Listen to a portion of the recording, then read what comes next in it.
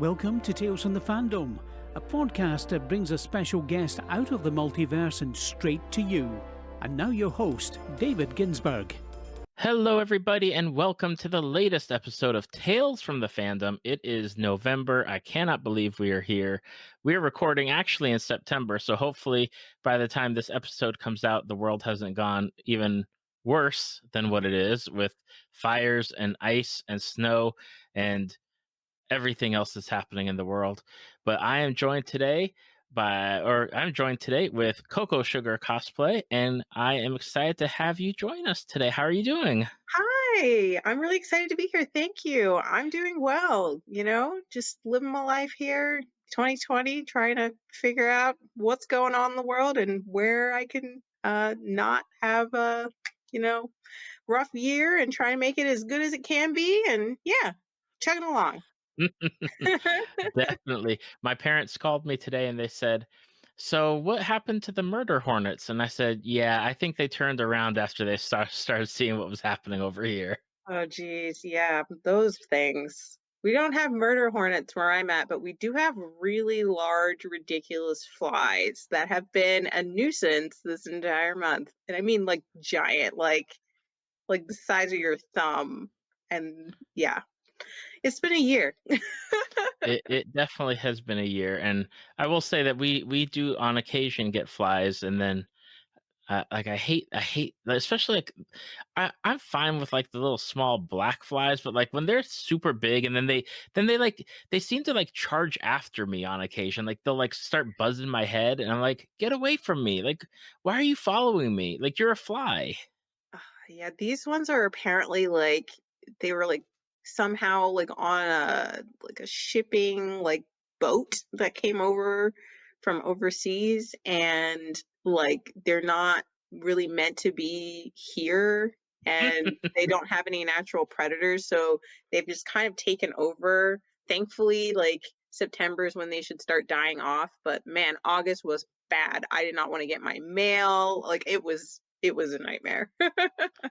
Oh my goodness. There are some things where I just do not like, and flies are just one of those things of like I know that some flies will bite or do whatever that they Mm, do, like the black horse flies and stuff. yeah. But just no, especially when they just start like flying around my head. Just go away. Like Yeah. leave me alone. I got enough problems, in my head that I don't need a fly buzzing around to be an added part of it. Oh my God. Yes. No, I agree. I agree. Now, this is not Tales from the Fly fandom, just FYI for those who are listening. This is Tales from the fandom. And we've got a great episode lined up. We talked about what we're going to talk about, and we're going to dive right into a show that I actually had been told about many, many, many times, even before I started this podcast. And I did not know about it. And I finally finished not only the final season, but then the new season that came out, like to wrap everything up after the movie. And that was Steven Universe. Ah, love that. Love, love, love it. Steven Universe is just an amazing show. Like, if you haven't seen it, please go watch it. It is got something for everyone. And like, it's one of those shows that I had heard a lot about, like you, and oh my gosh, how many years have I been watching it now? Like, I don't even know. It's like maybe like 3 years, 4 years. It's been a while, but when I first heard about it, I was like, oh, like this seems cool, like it kind of gave me those vibes of like kids shows that are just kind of feel good and like fun to watch, and I like cartoons, so I'm like, all right, let's give this a shot. And I started watching it. I'm like, oh, this is cute. Cause like, in the beginning, like they start you off and it's like a cute show and it's happy, and it's fun and it's quirky. And then you kind of hit this one point and things get real, like very fast. And you're like, what am I watching? Like, oh my God, like this is so like real. Like this touched me. Like this is like, oh, this hurts. Like my feelings, like what's happening? And then I just feel like the story and the characters and then the music, and I think that the art is really beautiful. I just love it. It is like when the show ended, like I felt true sadness. Like, oh man, like this is it. Like this is the last time I'll be watching Steven for the first time, and but man, what a good ending. So yeah, I'm with you on that one. I will say that the mark like I don't watch like normal TV, so I always like would see the pop-up ads for it, and it never was something where I'd see it and be like, "Oh, I need to watch that." But on the flip side, I had so many people telling me like how great it is, how the songs are so emotional and they get you. But like there wasn't any like no one really told me like, "Hey, you need to watch it because it's got this great storyline of this or it's got like these awesome characters." Like they never went into it. They were always just like, "Oh, these songs are so great and everyone should watch it." And Mm, like that was the thing that just it took me a while for me to even get into it. I finally watched it, and I think the benefit to me at the time was because I watched up to the last season, but I was able to binge watch it, as mhm. opposed to the people who, when it was coming out, had to wait like months or longer than months. I don't know if it took like a year for like more episodes to come out, but it was always like, I remember the hearing about the struggles of people waiting, like, oh, when are we going to get Steven Universe? And then it'd be like, oh, we're getting 4 more episodes in like Yeah. a week, and then you go without it for like another couple months before you get more episodes. Yeah, that bomb format that they were doing for a while. And I don't have like proper TV. Like I have like all the subscriptions and stuff, and then I have internet. So for me, like watching it was always kind of tricky, like figuring out where you could watch it because most of like the regular like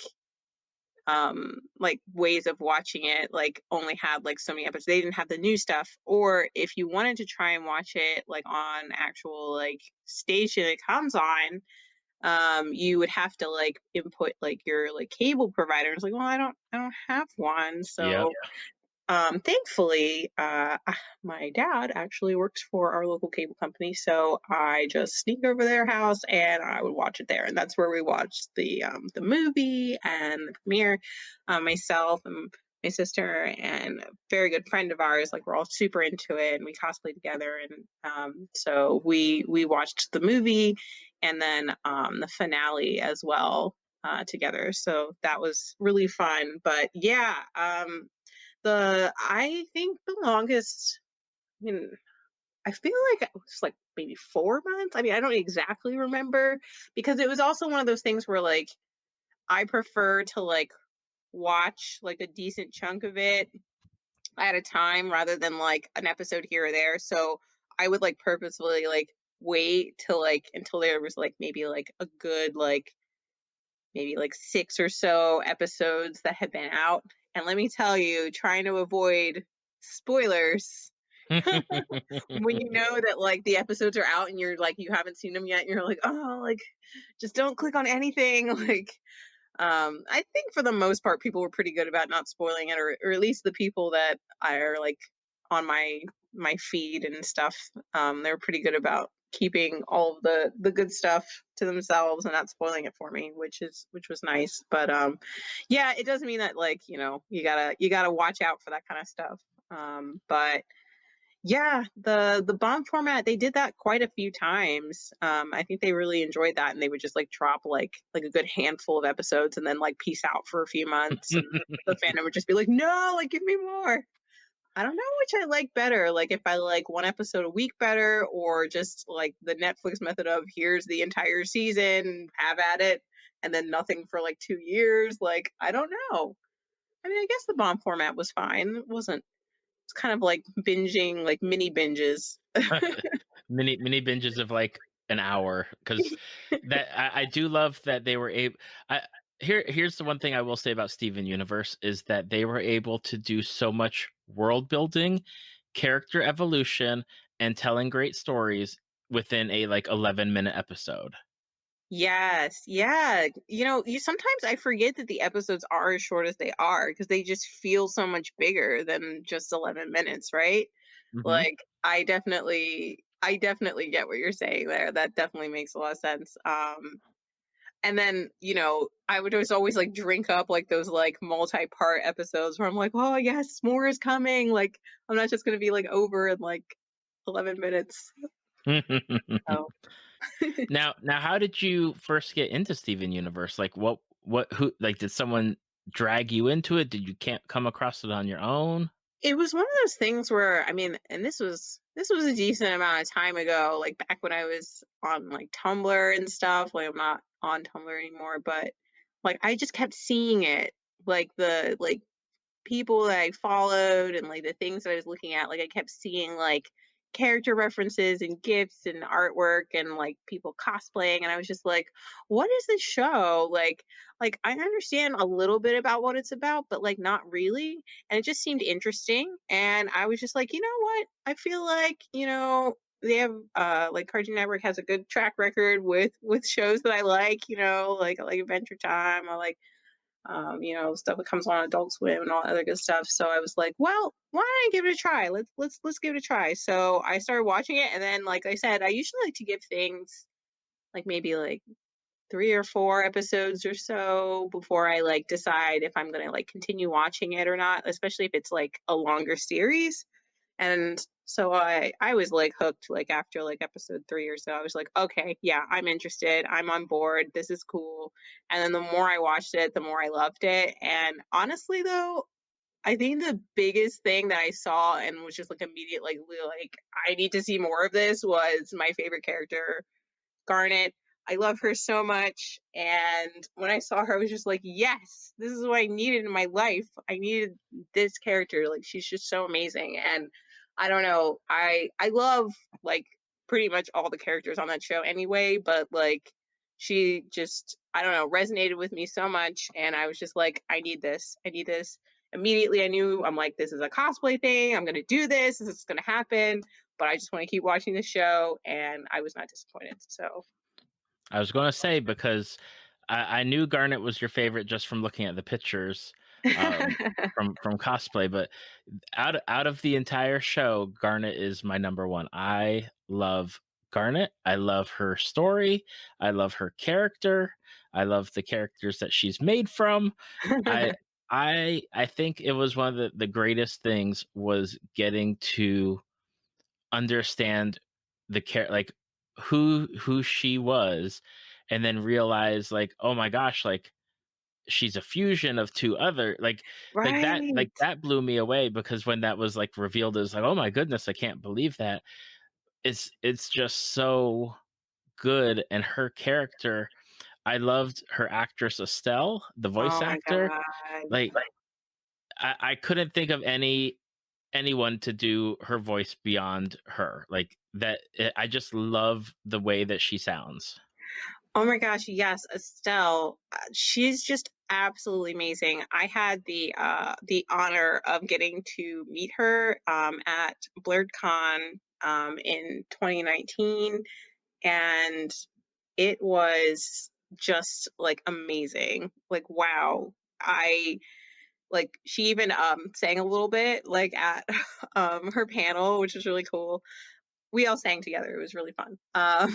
But yeah, she's such a wonderful person. She's so kind. Like the way that she talks about portraying the character of Garnet, just wow. Yeah, I was blown away, and I can't think of anyone else better to portray her, because like she's such a strong, amazing character. And it's funny because I feel like she's one of those characters that it's just like you said, like when it's revealed that she's a fusion, because she was kind of like really quiet, mysterious, and just very like she seemed very like together and strong, like the leader. And then like you peel back those layers and you like learn so much more about her and her journey, and like this fact that she is like made of this love between two people. And it's just, I don't know, it's just so uplifting and just so different. And then obviously like her appearance, like she's very much like coded as a black person, and that Hmm. meant a lot to me to see as well. And rocking the fro, square fro, which is not easy to do for cosplay because it doesn't want to be square. But yeah, I just wow, yeah, love Garnet. Oh my god. On top of Garnet, I really also loved Connie. Like I loved Connie, and I loved Stevani. Like those, like Connie, and then Stevani as their own character. I really enjoyed seeing Connie and her evolution from where she started to like the end of the series, and then just Stevani as a character. It was interesting to see like potential like they were friends, but like that love interest that was always kind of like blooming or there, and Hmm. then being a single individual with that together, like that's definitely something where it played into Steven Universe Future, where Right. Steven was like, I want to be like, let's just be Stevani. It's like, no, that's not really how it's going to work. Oh, that hurt so much to watch. And then when he proposed and you just knew, like you're like, oh no, Steven, why? Oh, that hurt me so much to watch because like it was so sweet. It was such a wonderful moment, and you just knew how it was gonna go, and you just knew it was gonna hurt so bad. So, man. But yeah, Connie, wow, like she's just amazing. Just like watching her grow from when she was first introduced, and she's um, I don't know if I would really call her shy, but like she just, doesn't have a lot of friends. She moves around a lot, and then meeting Steven and then getting drawn into his world and this sense of adventure, and then learning the sword and just becoming like this strong, like just member of the team who like contributes like in such a great way. And then also just like her position in Steven's life too, case in point at the end of Future, like being the one to like pull everyone together and be like, hey, like we need to be here for Steven, and like getting everyone to like snap out of like this moment where they're like internalizing things and getting them to like say like, hey, no, we need to be here for him. Yeah, just an amazing character. I got a random question for you about Steven Universe. Sure. Shoot. What is your opinion on Onion? Onion. Okay, Onion, I don't know what Onion is. Like, I refuse to believe Onion's just a kid. Like, there's something up with him. But I'm like, like I don't know. He makes me laugh. Like, he cracks me up. I forget which episode it is.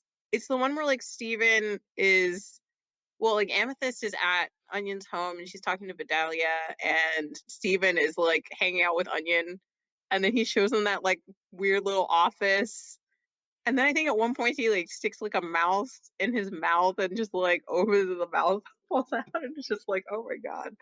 It just He cracks me up. Like he honestly does. Like I don't know what he is or what he's about. But the episodes where you get to meet his friends like Garbanzo and all the others, and his relationship with his dad and everything, and it's sweet. You get to humanize him a bit, but then he goes and does something completely outrageous, and you're just like, I'm still not sure about you. Out of the entire series, like I didn't have a problem with the gems or Steven or any of like the wacky stuff that was going on, but Onion was like that one character of I really don't know what's happening here, but just we're going with it for like the next 10 minutes. Yeah, he's pretty wild. I wonder, and I I love the show, but I don't know like all of like the details of like the cast and crew, the crewniverse as they're called, and behind the scenes or anything like that. So I wonder if Rebecca Sugar ever said anything about Onion that like maybe made him like make a little more sense, like in terms of like what he's all about. But yeah, I guess at least for me it'll be a mystery. But he was entertaining. That's right. Now, out of curiosity, as I bump my mic out again, out of curiosity, were you happy? Like, because Steven Universe ended, and then Right. they had the movie and the Steven Universe Future. Mm. Were you happy with the movie, and were you happy that they did Steven Universe Future? Would you have rather ended it like on just the Steven Universe show? I'm just curious because I have my opinions, but I want to hear someone else's opinions first. Yeah, of course. So I'm like one of these people who, like, unless something is overtly, like, bad, like, I'm probably gonna be on board for, like, more of the things that I really enjoy, even if it's just to kind of experience them and be like, "Oh, that was okay," or something like that. But I actually really love the movie. Like, I love the music, I love the story. I thought it was kinda clever, like, the way they chose to, like, do it, where they, like, reset people, and then you were kind of just given, like, mini journeys of, like a condensed version of, like, what they went through throughout the seasons of the show. But yeah, I was really pleased with the movie, and then, you know what? Like, Future was, like, not what I expected it to be. Like, I was like, "Oh, this is gonna be, like, time skip, like, what's going on? Is there a thread or, like, something going on, like, more gem stuff?" But I actually really like the direction they went with it. I was not expecting it, but I think it's important to show because, I mean, again, you know, I think it's important that kids have something like this that they can see that, like, hey, like, Steven's a hero, but, like, he goes through stuff. Like, he needs someone to talk to, like, because I think his problems, although they are, obviously, like, very much fantastical for the sake of the show, but, like, on a smaller scale, they can be super relatable, and I think that's important to show too. So I did enjoy both of them, and if they want to years from now do like a little special or something, I will totally watch it because I just love the show so much, and I'm down for more content in whatever way, as long as it's good. So As long as it's good. as long as it's Don't good. don't give any terrible Steven Universe. Just cancel it now ahead of Yeah, time. no, nothing that's bad. I like the movie. I don't know how I really felt about Spinell. I think there's a lot of obviously like bouncing around with that character. No pun intended. Um, I think like I liked seeing Pink Diamond through her eyes because Mm, Pink Diamond had always been held up to like this crazy standard, rose quartz, held up to this standard of one way that we were looking at her, and then on the flip side, you get like these different stories about what she had gone through prior to like essentially having Earth as her playground or whatnot. So it like that was interesting. I I didn't really like enjoy it like immensely. Like it wasn't like I think there's some stronger stories that might have been told, but I mm, like that they led into Steven Universe future with the movie. And I loved how they focus on, like you said, like Steven, like especially with, Steven had been there for everybody else, and now he really needed those people around him to be there for him. And it's interesting to see him as essentially like a gem creature for a good, near the end of the series, like going on a rampage and needing everybody to be like, hey, we are here for you and let us in and do what we need to do. yeah. It was just like watching it was honestly like really heavy, like just like watching him like spiral, and then like, you see these like moments where like people are seeing something is not quite right, but they can't quite put their finger on it, and like but they don't react, like they don't actually like grab onto that and like reach out. And then it just gets worse and worse until it eventually comes to a head, and it's just like, yeah, that was it was definitely a thing that wasn't easy to watch, but it was really good, and I enjoyed it at the same time of it being like I enjoyed it in that it made me cry every episode, but I still watched it. Oh my goodness. So yes, Steven Universe is definitely a show. And again, I will say I think the best way to say it is it's hard to market it, but it's a show where stories that are told need to be told. And I think it's something that if you give it enough time, because honestly, again, the episodes are only like 10 minutes long. So you could sit down and watch probably like the first season within an hour and a Mm, half. yeah. Definitely give it a chance. Yes, please, please, please. It's so good. You will not regret it. That's right. And then you'll love Garnet like everyone else Yes. does. join Garnet's fan club, please. Like, Square Mom, it's awesome. Now, on top of this animated property of Steven Universe, you like another animated property, but this is like all encompassing.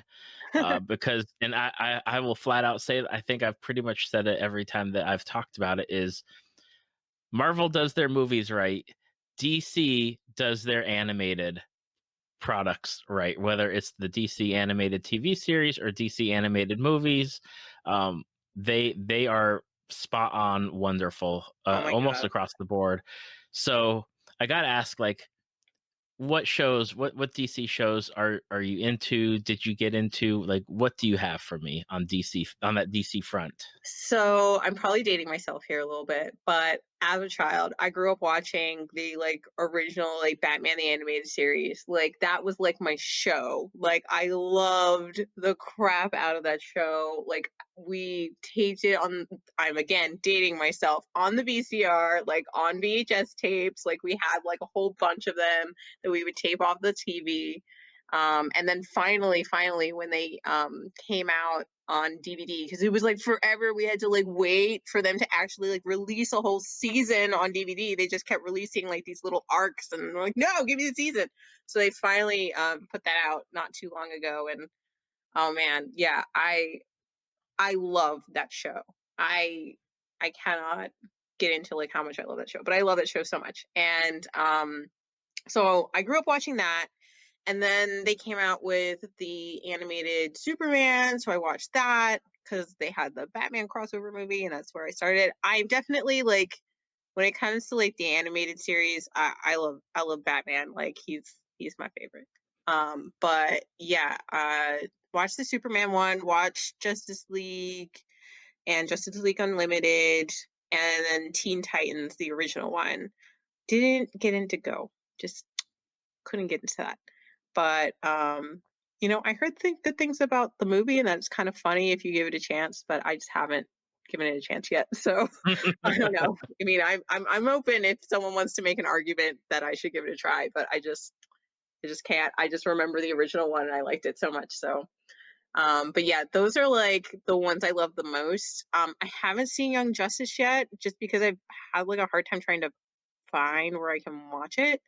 Because I didn't get it when it came out, because I think I was like in school then. And but yeah, those are my favorites, but definitely Batman the Animated Series. Like, you want to talk about just like artistic and like I don't know if cinematic is the right word because it's animated, but like just the art of it, the stories, the characters, and like, this is a show that is like marketed as being a children's show, but like the stories are so deep, and like the characters are so rich, and like I know it won a ton of stuff too in terms of like accolades and awards. Like I to this day think it's like one of the best written animated series of all time, personally.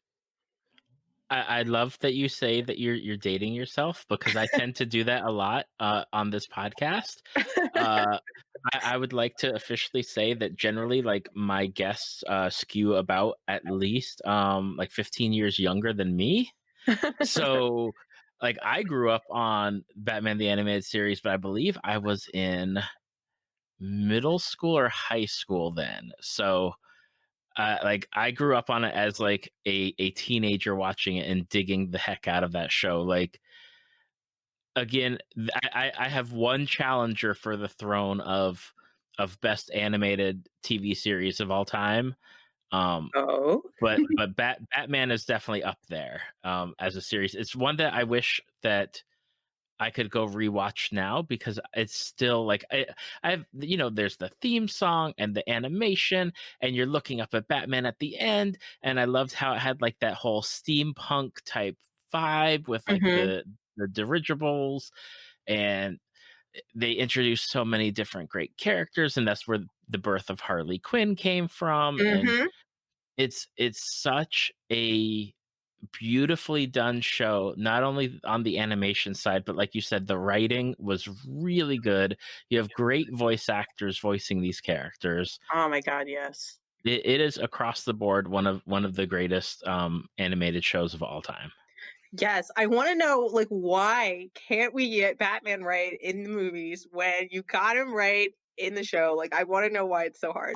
Like I don't know. I also like am like incredibly biased that like I cannot listen to any other voice other than that voice for Batman. Like if I hear another Batman voice, I'm just like no, that's not right and I can't get into it.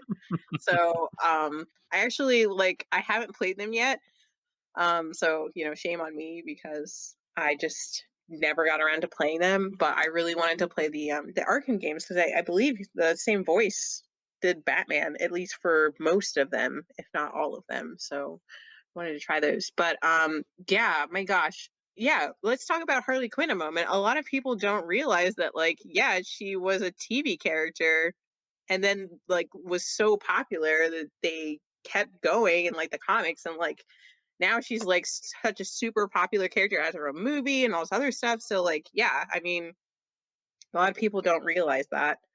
But yeah, and then uh let's talk about Batman Beyond for a moment because I forgot to mention that one. Heck yeah. That okay, like I will totally be here saying I want to actually see a good version of that as a movie. Like I think if they did it right, it could be really cool. Like they could do a really cool job with it. Like I love the show, but I want to challenge them to actually do a good job making that movie. Um like old Bruce Wayne, like old man Bruce was like the coolest character ever. Like I just love like I forget what scene it was, but they were trying to interrogate some guy, like Terry's there like trying to do it, but like the guy isn't really like buying it. He's just like, you don't scare me or like whatever. And then like old man Bruce is there and he just like is there with his cane. And then like it just like zooms in on his face and it like fades to black and then like the guy is like spilling his guts in the next scene and he's just like, oh, and then I wet my bed until I was 7 and then like it was so funny and like I'm like, oh my gosh. He was just like the coolest character. But yeah, that whole series, like I also love how they just connected everything together so well. Hmm. Like even with the like I think it's the very last episode of like the Justice League cartoon where they have the Batman Beyond characters in it, and then there's like a couple of other like episodes where they go to the future and like those characters mix in and yeah, I always love that. It kind of gives me like MCU vibes too, with all the characters crossing over and that's always super fun. Especially when it's well done. But yeah, I love that show. I used to get up every morning, I used to watch it with my dad, like that was like our show. Um yeah.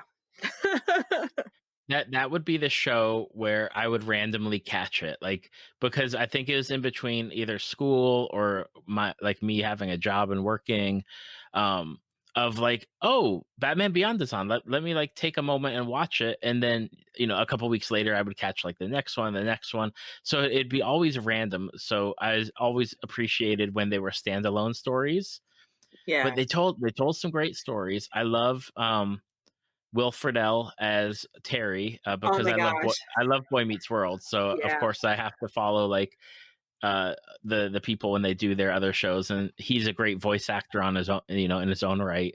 Mm. But I really love that they evolved not only like Gotham, but they had really well developed villains for a show that didn't last as long as some other animated series, but you really got some great development out of them and really good strong writing from the people doing that series. Yeah, my gosh. Like I'm trying to remember the episode arc in Batman Beyond that had Mr. Freeze in there, and I just like, old Bruce being like, look, he's a villain, like he's always gonna be a villain, and then Terry kind of like not having that same experience that Bruce had with him, so like kind of like believing that he could change even though knowing his past and like I thought that storyline was actually really cool. I just remember that one in particular stuck out in my head. I mean, there's so many. I mean, as you said, the writing is just absolute gold. So if you It haven't is. seen it, go watch it. Now I will say that I tend not to watch Superman. I'm not like a Superman person in most respects, Mm, so I stay away from him. But I've heard really great things about the Justice League series, and I've watched some of the OG Titans, and I really like that series, like the Teen Titans.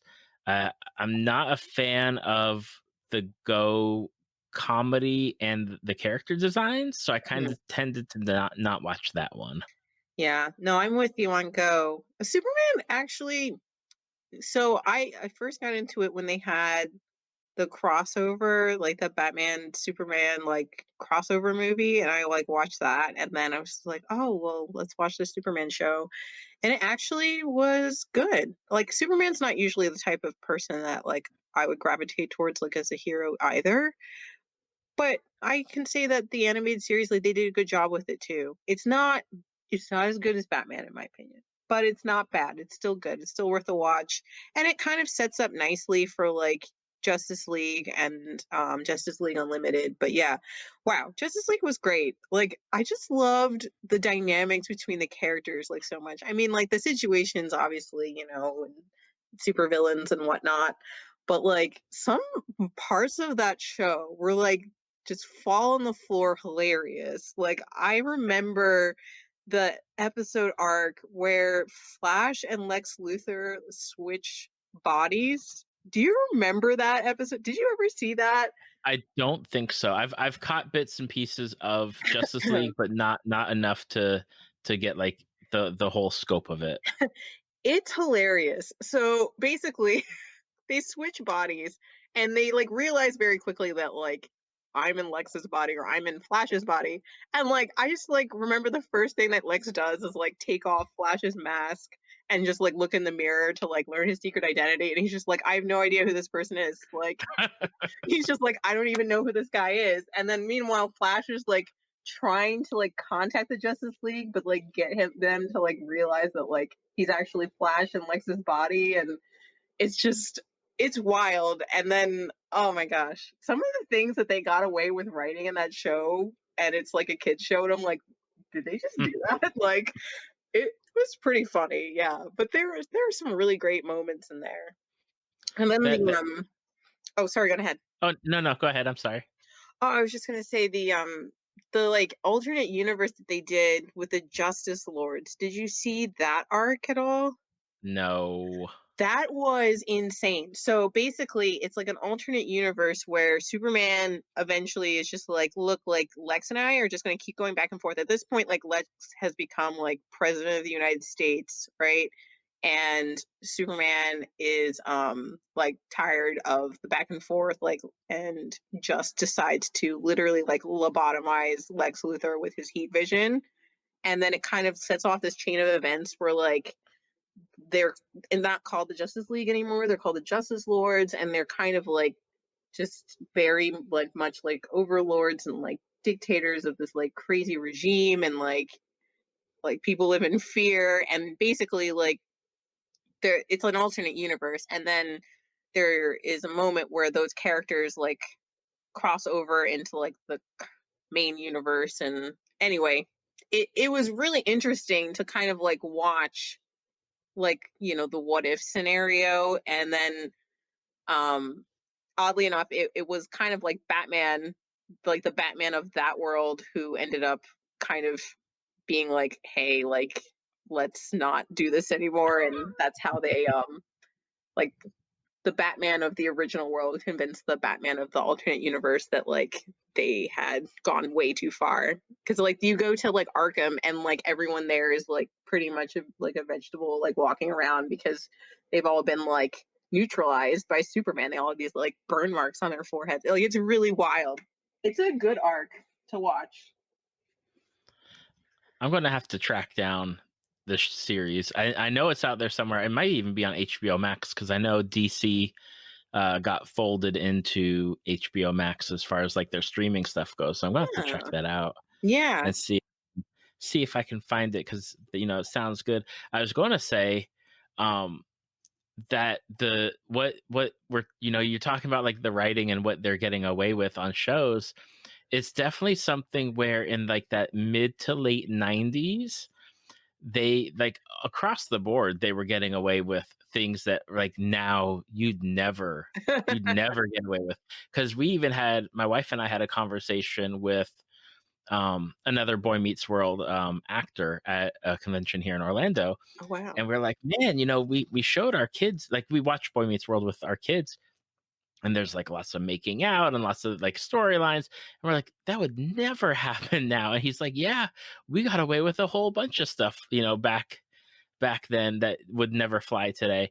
And it's the same because I know when we're watching stuff, even from like the 80s and then the 90s with the kids now, it's definitely like, oh my gosh, like I didn't realize when I was watching it as a kid that they were talking about this, but now, you listening back 20 years later, oh my, like the stuff that they're talking about, you're like, What, how did I miss that?" Yeah, no, it's actually really funny you say that because, on this quarantine and I've been working remotely this entire time. So like in the house and stuff. And I've been binge watching a lot of things. And then eventually it gets to the point where like, well, maybe I'll rewatch some things like old stuff, like really old stuff. So I went back and I rewatched some of my like favorite sitcoms growing up because they were like all like recently like put out on Hulu. And I was just like, I had rewatched Boy Meets World like not too long ago. So that was fresh in my mind. But then I rewatched Sabrina. I rewatched Family Matters. I rewatched Step by Step. Oh my god. So Oh okay, my gosh. Step by Step. Literally, I feel like every like 5 seconds they have like a sex joke. Every 5 seconds. I swear to God, like I don't even know like how that show got on television. Like you watch it and you're just like, what is happening in this house between these two people? Like, do they ever like parent or are they just constantly in the bedroom? Like, what is happening?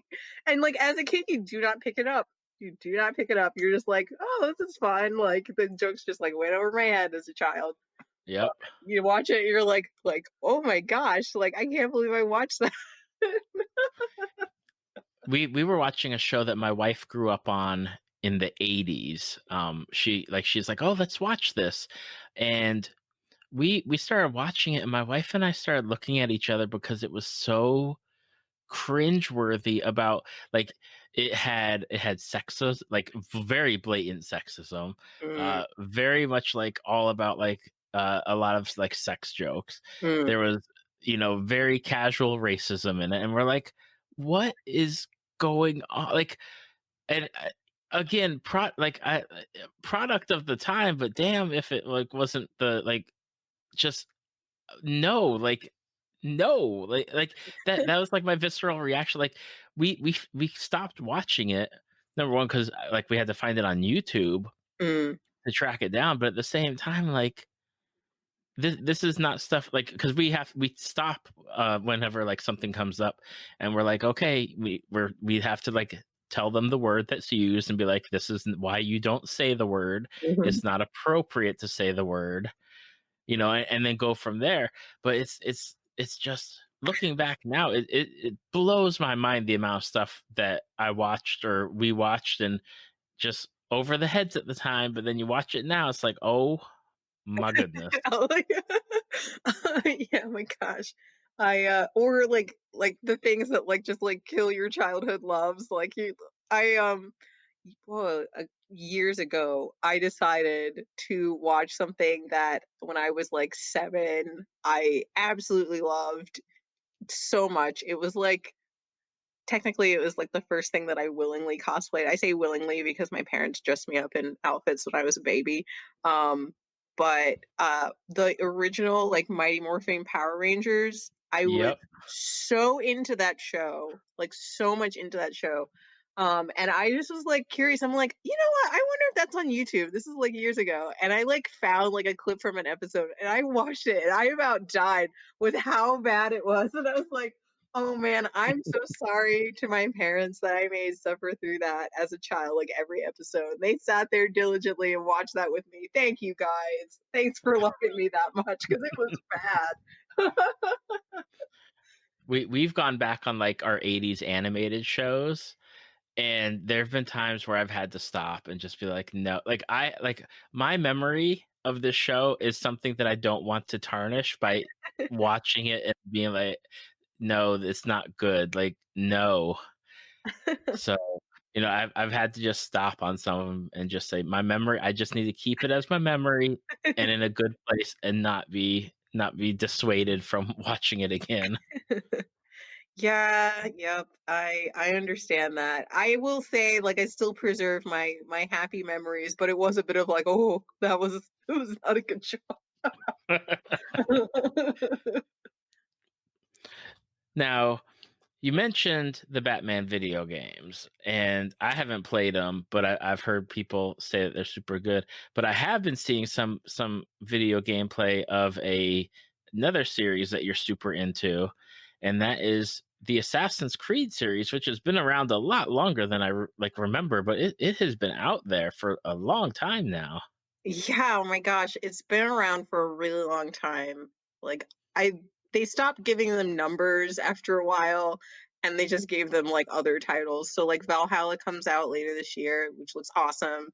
I'm like actually a little bit behind on playing some of them because what I tend to do is like get really like lost in the details of like the open world and then like, oh yeah, the story, right. Okay, gotta go back and do that. But yeah, I got into it when 2 came out, although I will say that before I played 2, because I'm just kind of weird like this, like I need to do things in order, I did go back and I played 1, even though you could totally play 2 without having ever played 1. Hmm. But and then I played 2, and I feel like I could appreciate 2 more because I had played 1 a little bit, only because you could finally swim in 2, and in 1 you can't. There's literally this part in Assassin's Creed, the original one, where like you're a target is on a boat and you have to leap across these like poles sticking out of the water to get to the guy on the boat. And every like couple poles or so is like a little like I don't know, like a little canoe thing. And inside of it are like the character types, like the NPCs that literally like shove you. I think they're actually like meant to be like lepers in the game, and they like kind of just like when they see you, they shove you. Like in 2, you have like the minstrels that like are so annoying and like follow you around. But in the first one, they had these guys, and like there's literally like one like in the boat, so like as soon as you land in the boat, he shoves you into the water. And in the first Assassin's Creed, like if you fell in the water, you would instantly get a game over and die because you can't swim, which I just thought was like hilarious. You just like flail around and then just die. But oh my gosh, that last part. Cause like I feel like generally like you can play that game and like not get a game over unless you like fall off a building, which that's pretty easy to do. But like most of like the gameplay itself is not like super challenging, but that one part, man, I must have done that like I don't know how many times. It was so frustrating. I'm like I kept landing in the boat and that stupid guy would be there and he just pushed me to the water every time. I'm like, oh my god, oh, it was so annoying. But yeah, my favorite one is definitely like 2, and then Brotherhood. I really like both of those. I really like Syndicate, loved Origins. Least favorite was definitely Unity, which was kind of disappointing because I was really excited for Unity, but I just felt kind of let down by it, to be honest. Um, but yeah, I love the series very, very much. I've actually cosplayed from it as well. I have the Liberation game on the handheld, and that was my first Assassin's Creed cosplay. I was very into that, and yeah. But yeah, 2 is definitely my favorite, and I recently started replaying it because again, quarantine, and I'm running out of things to do. So it's been really fun, like going back through it and just be like, oh yeah, it's just like coming back to like an old friend. You're like, oh, this is great, and then like you know I remember at the time being like, "Wow, the graphics on this are awesome," and I'm playing, like, the remaster for the PS4, and I'm like, "Oh, okay, well, the graphics weren't that great, but, that's okay." Like, I still really like it, and it's just fun. Like, it's not like one of those games that, like, is super punishing or anything like that. Like, it's not hard. Like, I think again, I think the hardest thing is just, like, trying to climb up the building and not jump off the building by mistake, when you're trying to free climb. That happens a lot. It's, like, the worst. You're almost at the top of the building, and then you hit the wrong button, and he just, like, jumps into nothing, and you're like, "What are you doing?" Um, but yeah. I haven't played them. I have to be upfront. I have problems playing like third person or first person type like those action adventure type games. Mm. But I've been watching people play Odyssey because I love like Greek and Roman mythology. So I dig when they're like in their boats and going around and doing things and like having to deal with things in that setting. And it's like, oh, I love this. I'm really digging like this, the whole look and the feel of it. uh I did remember when I was like researching Assassin's Creed, like the whole weirdness of, oh, but you're really a person like getting a memory of stuff. And like I never understood that part. Yeah, so basically, Assassin's Creed, it's like you're almost like replaying like in a VR sense, like your ancestral like memories that are like coded into your DNA. And like the idea for at least the first like couple ones was that you were following this one specific guy and then like people in his bloodline. So you started with Altair, the first guy, and then went to Ezio, and then Connor, and like the whole Kenway line. And but there's like there's more because then it gets into like the the first peoples that were there, and then disaster that like wiped them out, and then like the fact that they like controlled mankind, and then like it gets real sci-fi after a while. And pretty insane. Like the whole storyline is pretty crazy. I'm glad that they kind of changed it up.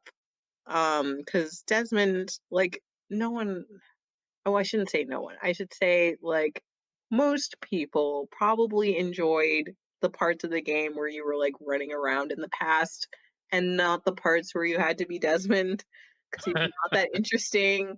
They tried. They did make him more interesting over time, but to be honest, I was just kind of like, okay, Desmond, I just want to get through this part so I can get back to being like Ezio or whomever. Hmm. Um, but yeah, that whole thing was wild. And then you get into the whole like assassins versus Templars thing. And here's a question for you. I know you said you haven't played the games, but did you see the movie? I did not see the movie. I only say it because I didn't know much about Assassin's Creed, so I didn't see the movie. And generally speaking, video movies that are from video games generally aren't good. Well, at least in my opinion, I would say that holds true for this one. I was super disappointed. I feel like Assassin's Creed lends itself to like being a good movie because like the stories that take place in the past are generally like super interesting. They have like really cool characters. And then you have that whole historical factor too, because they really do their research. And I think they do their best to like weave threads of these like non-existent characters into like actual historical events, which I find really cool. And like sometimes actually I had the opportunity to go to Italy, to Florence, actually, shortly after I played Assassin's Creed 2, which takes place in Italy, for those who don't know. And it was really funny being in that city because, like, I swear to God, like, I like almost was able to like navigate where I was going because I had played the game so much, and like the map is like the same. Like I swear it's the same. They did a really good job of like placing everything and like making it accurate. So if you're into like history or anything like that, I think it's a good game to check out. And then they always pick like pretty cool like points in time and locations too. I definitely would like to see them like branch out a little bit more and like maybe do some stuff like they had like a mini game, I think it was, where they had like a mini one took place in China and then a mini one that took place in India. But I would like to see like proper titles take place in those settings. I think that would be really cool. But yeah, the new one coming out is Vikings, so that should be pretty cool.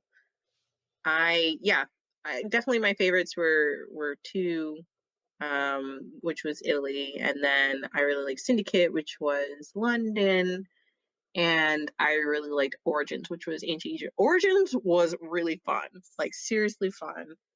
There were points in Origins.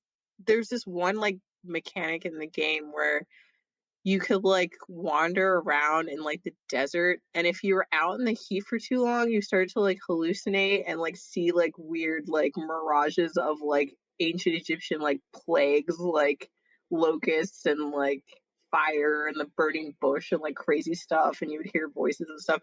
It was wild, but it was kind of fun to like go and wander out in the desert until that stuff happened, and you got an achievement if you did it, so it was fun. I know I like you had mentioned the connection to Italy and like how the map was. I had heard that from a number of people like reading reviews, and they're like, I was able, like, I played Assassin's Creed so much that when I went to insert city, I believe like Florence was like the big one, is that everything's where it's supposed to be, and it's not like too crazy, like you know how they cut out buildings or condense it into a smaller map. They said it was really well done, that they were able to navigate a little bit without needing a map because of their gameplay. Yeah, it's true. It's 100% true.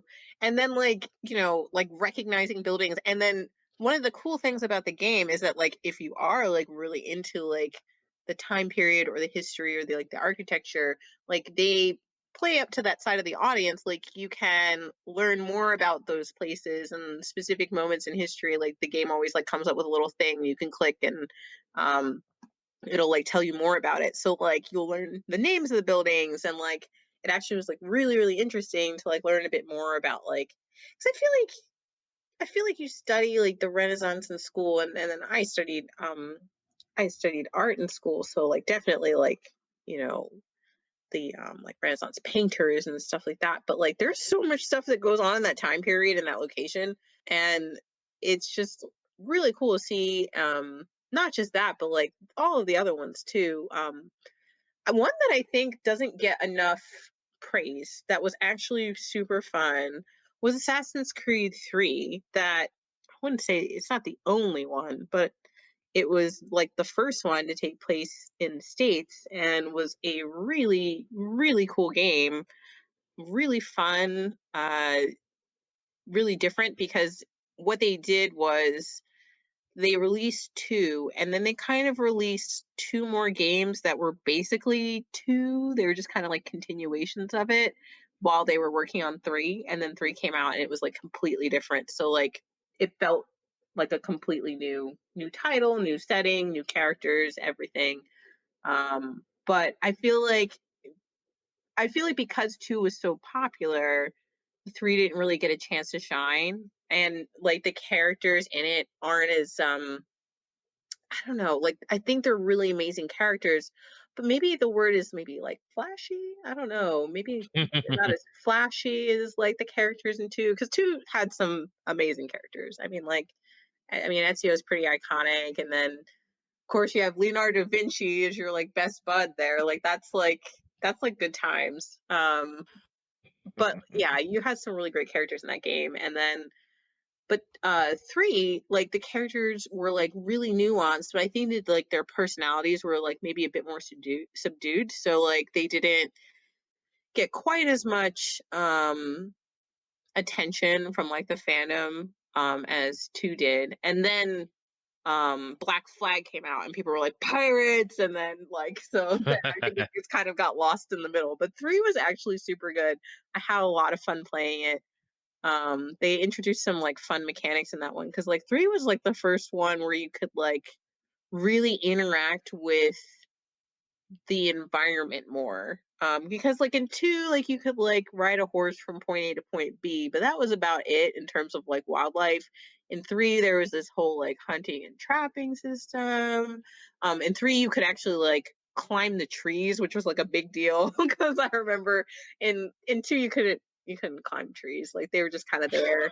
Um, they get better. So like the first one you can swim, and like 2 you can swim, but you can't climb trees. And then 3 you can climb trees and you can swim. So it's great.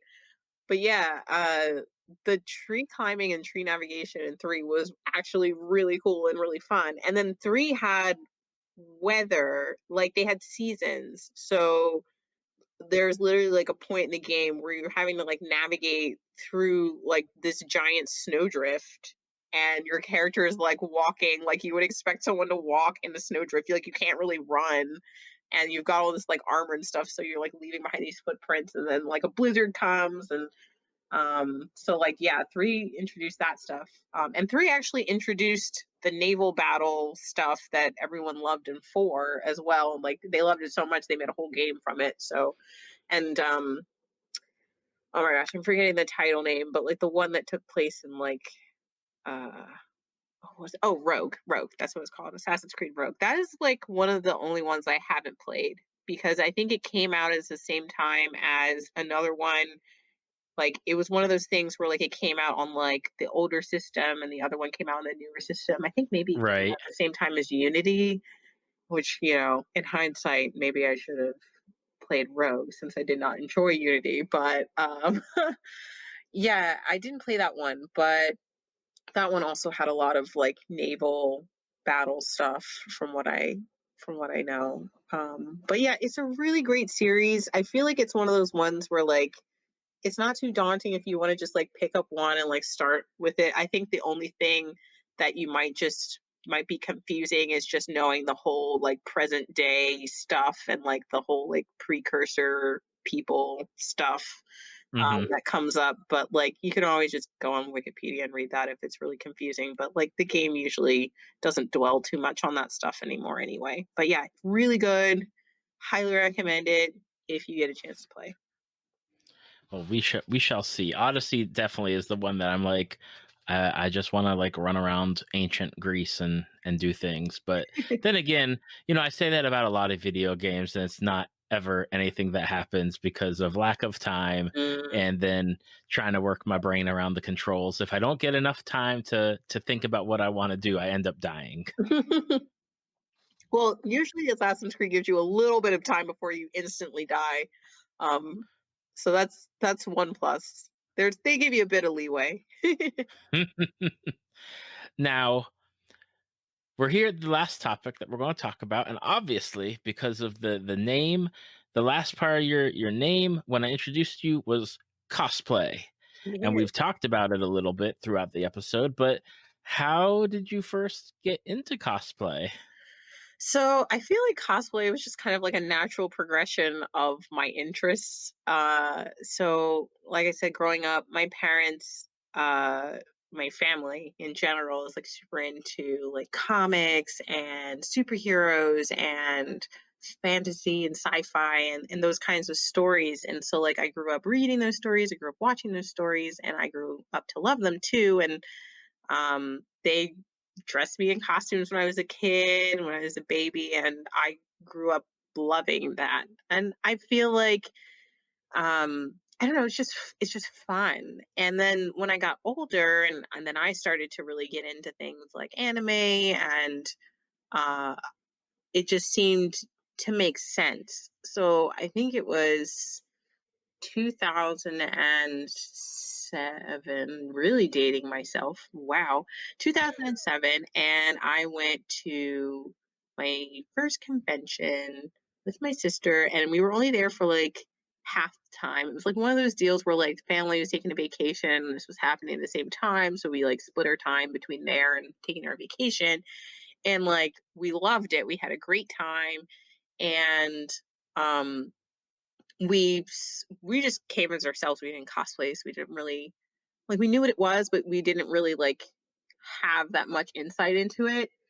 And we just saw people cosplaying there, and it just looked like such a good time that it was like, yeah, let's do this. Let's do this.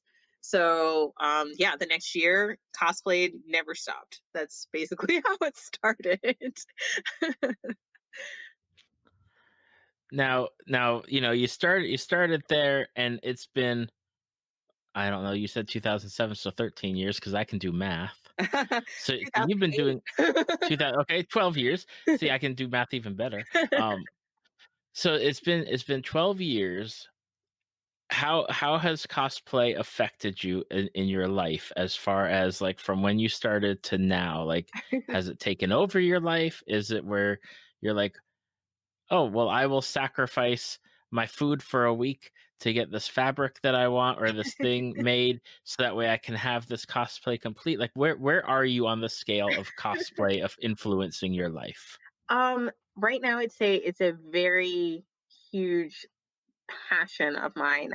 I think it started off as like a fun hobby, and then it grew into a passion, and then has now become something that I hope will eventually become like, I told use the term side hustle, but we'll say a side hustle, but there's something that I can use to express myself, and then also potentially maybe see some monetary gains from it. um, but yeah, I have never not eaten food because of cosplay. But I mean, I work full time, and have been blessed with a good job that allows me to fund my cosplay escapades.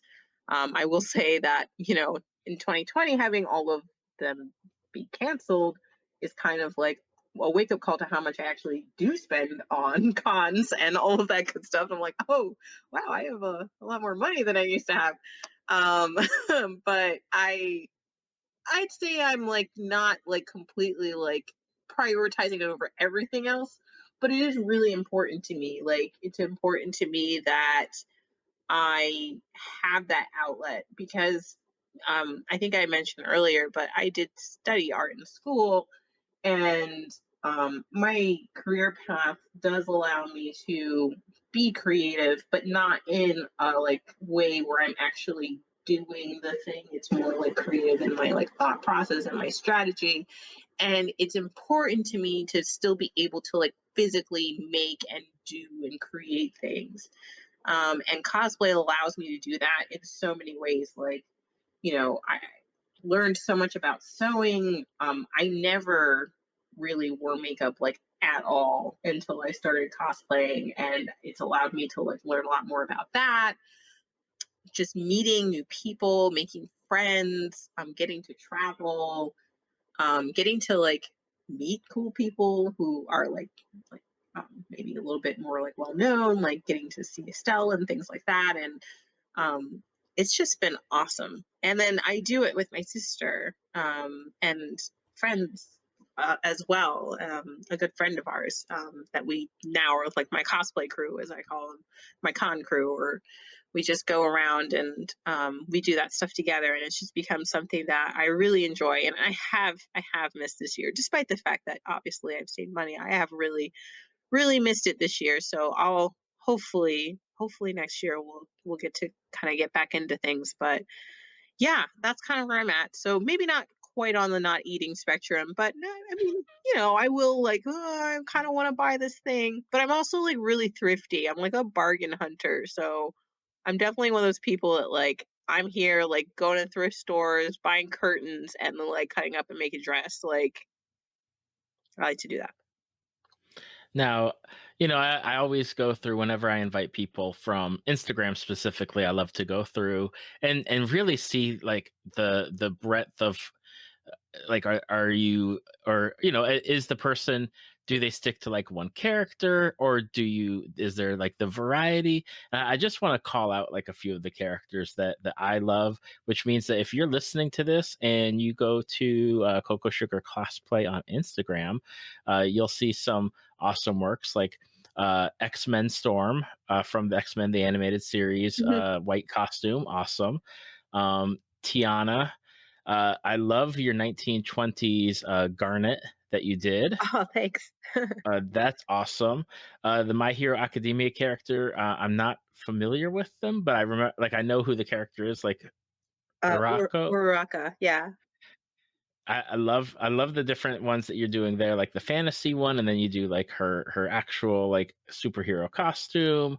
Like I love Kiki. Like it I love the number one, the variety of characters that you do, but I love that you're doing them like not just like the traditional like costume from the show or the movie, but you're taking, like, I know that you had used Hannah Alexander's artwork as inspiration for like this Garnet that you did at Katsucon.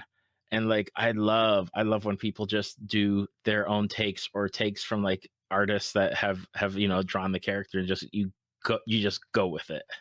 Oh, thanks. Thanks so much. Yeah, I love being able to like celebrate the things that I love. And when I see like whether it's like fan art or something or a character design that just like really like blows me away, like I want to make it. Like I'm just like, oh, put this on my cosplay list. My cosplay list is ridiculously long and I don't know when I'm gonna get to the bottom of it because I add new things like every day.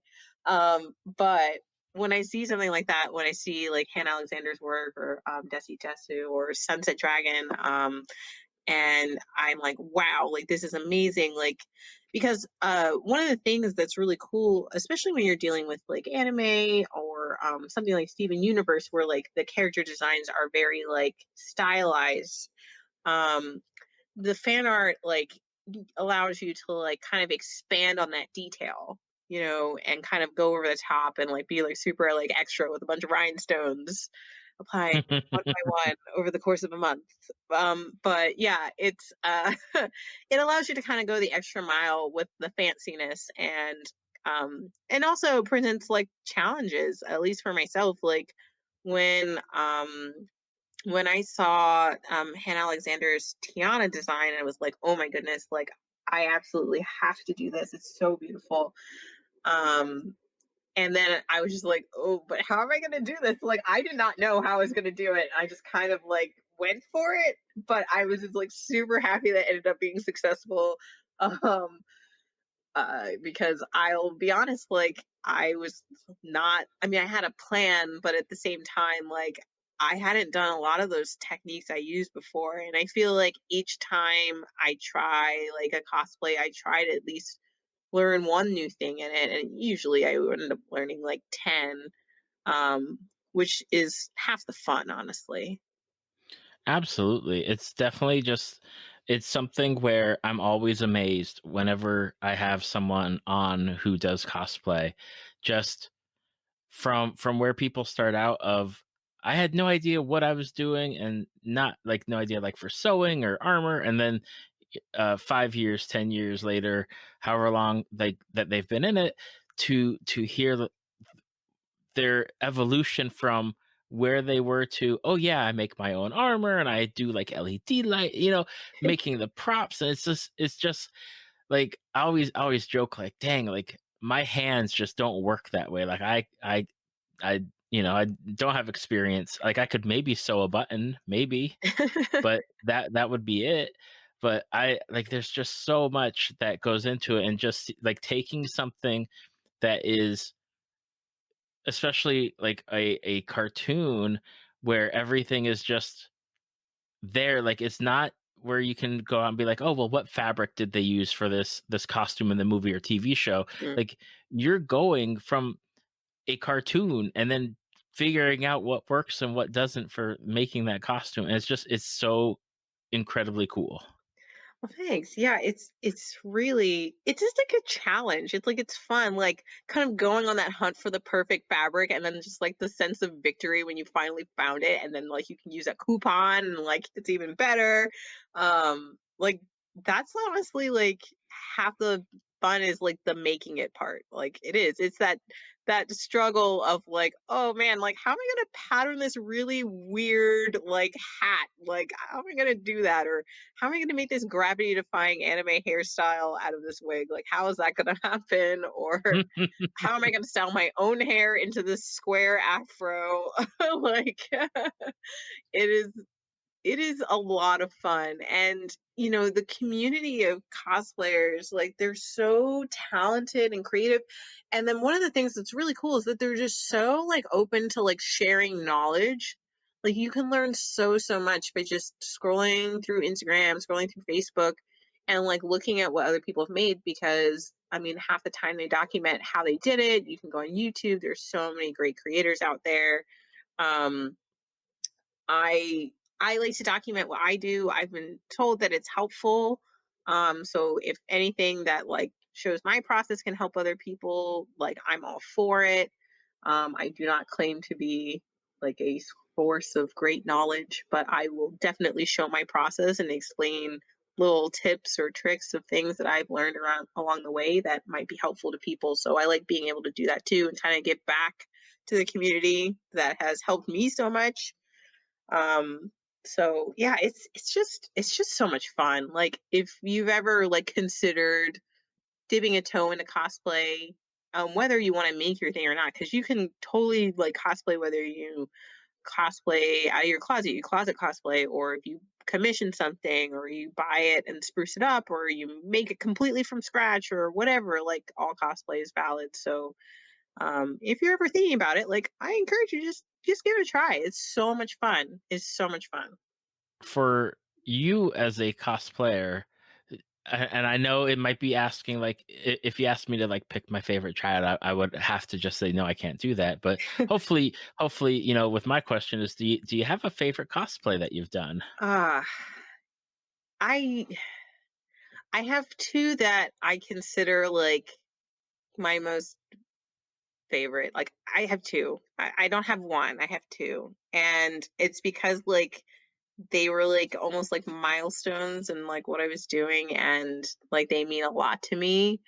Um so I think the biggest one is definitely my Hannah Alexander's Tiana. Um I think it was like the first time I really challenged myself to like do something that I wasn't really sure how to do, like I was talking about earlier. And just the response that like I got from people, like I was really like blown away by their support and like how much they loved it and I mean how much I loved it and how good I feel wearing it and how it came out. And um, I think it's like if most of the people on Instagram or Facebook who like follow my page probably have seen that one. It's I think it's probably what I'm most known for if I had to guess. I mean, I don't really poll my followers, but if I did, they'd probably say they started following me for that.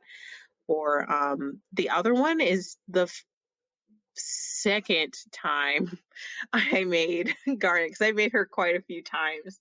The first time I didn't really know what I was doing. Like I bought a jumpsuit and I kind of cut it up and I painted on top of it and then I put like a t-shirt on top of that and I like stuffed the sleeves to make them puffy and I didn't really know what I was doing.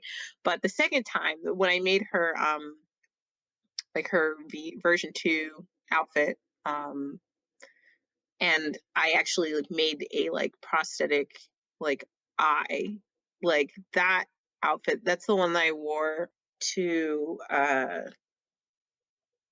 meet Estelle in. Like that was really, really cool. And yeah, that outfit means a lot to me. It was a lot of fun to wear. It's comfortable. That's really important.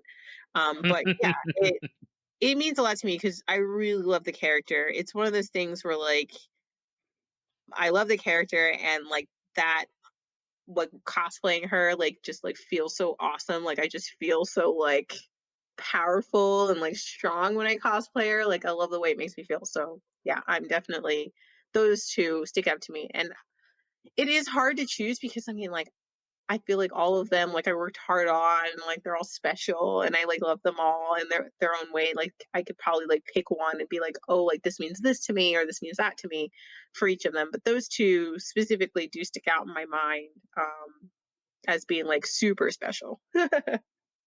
All right, I got one final question, and I know, like you said, all cosplayers have the list of what cosplays you want to do in the future. Mm. Do you have one that you're like, this is like the one? This is what I will do for like next year when hopefully crossing our fingers conventions come back. Well, I have some that I'm definitely doing for next year, but if you're asking me for, like, my ultimate, like, cosplay, like, dream cosplay, which is what I think you're asking me, that's what you're asking me, right?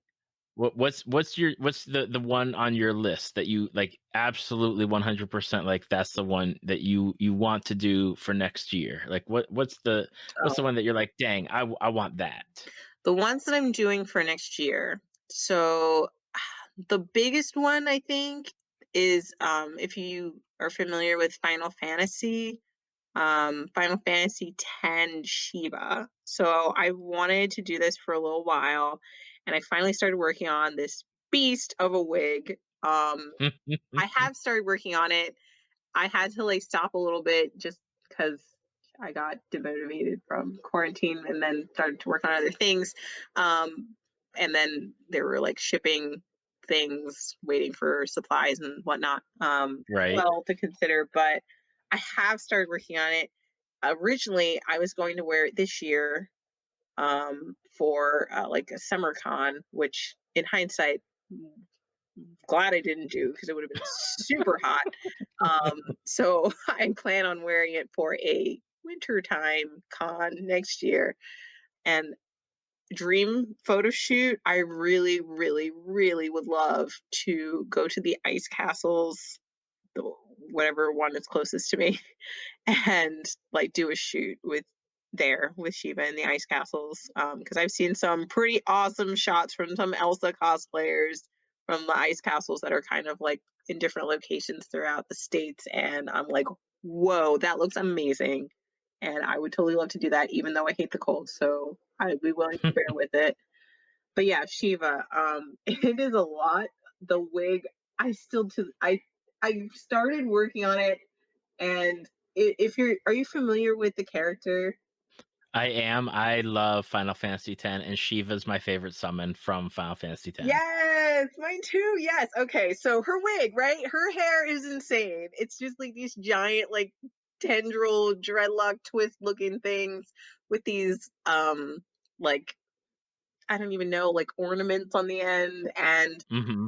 I do not know how my head, neck, shoulders will support the weight of this wig yet. I don't know. We're gonna figure that out. But I don't know if it'll be something that is like a con thing or if it's a photo shoot thing because I literally will not be able to wear it for much longer than like taking a couple photos.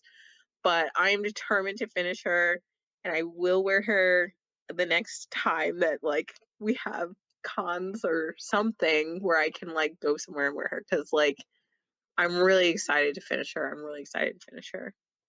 Yeah, honestly, like I think I've talked to another person who was working on Shiva as well. I think earlier this year, like it was one of her another cosplayer's project, and the wig was like that challenge. And I'm thinking to myself now is like, if the wig's not 50 pounds, like you better just start over and do it again because that the amount of like hair plus like the weight of like whatever you add on to like with the bangles or like the ornamentation and all of it like I don't know how someone could keep their head up for that long. Like you're going to need to have someone that just like keeps your head in place until you're ready to take a picture and just jumps out of the way. I am like trying to make it as light as possible. So what I did was or am doing, I should say, because it's not done, but I have like a core of each like tendril as I guess it's like chair foam almost. Like it's like very lightweight upholstery foam, but it's bouncy. Like it has a lot of movement when it's cut in really long strips and then twisted, almost like hair twist would be. so it still retains that movement. Because I've seen, one of the things I do when I start a new cosplay is like I look up like what are other people doing? Like how are they making it? And like, is there anything that I can do to like improve upon this, or do I like the way they did it, or like, did I like the way it came out? And I've seen like people just strictly use hair. I've seen people use wire. Um, but what I saw a lot of was like pool noodles, and I'm like, yeah, that would definitely give you like the sizing and like the length, and like to wrap the hair around the pool noodle, and then it would be the right shape. But the problem with pool noodles is that they don't move, like they don't look like hair, and they don't behave like hair in terms of like the movement. So I really, really wanted to keep the movement intact so that when I turned my head, like it moved like hair. So Hmm. keeping the strips of the chair foam seems to be working, and then taking those and then covering those with many, many, many, many wefts of hair.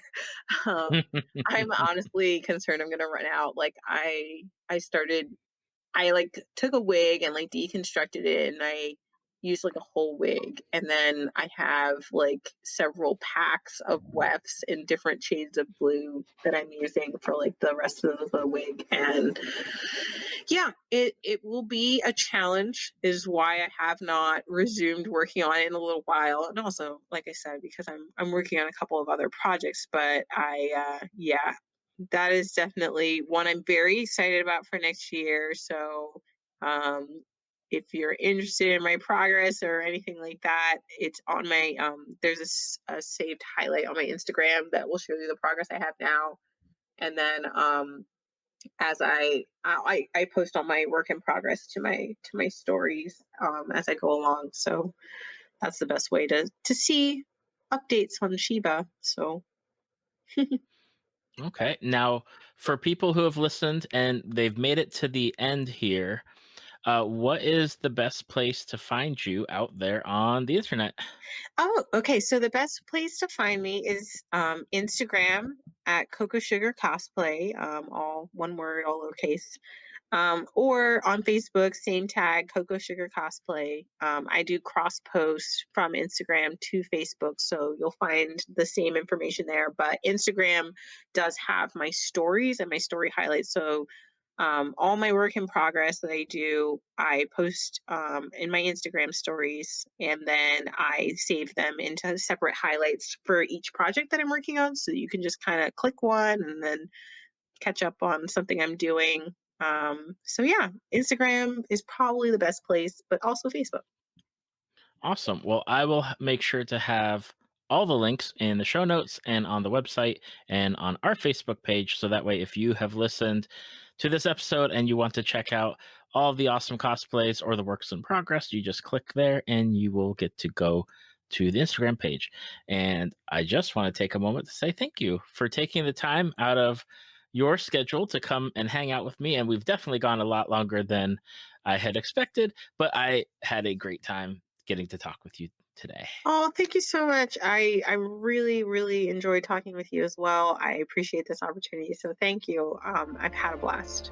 Thank you for listening to Tales from the Fandom. Subscribe to us on iTunes or your podcast app of choice. Follow us on Facebook at www.facebook.com/Tales from the Fandom to see photos, links, leave feedback, and check out upcoming guests. If you'd like to be a guest, email David at talesfromthefandom@gmail.com.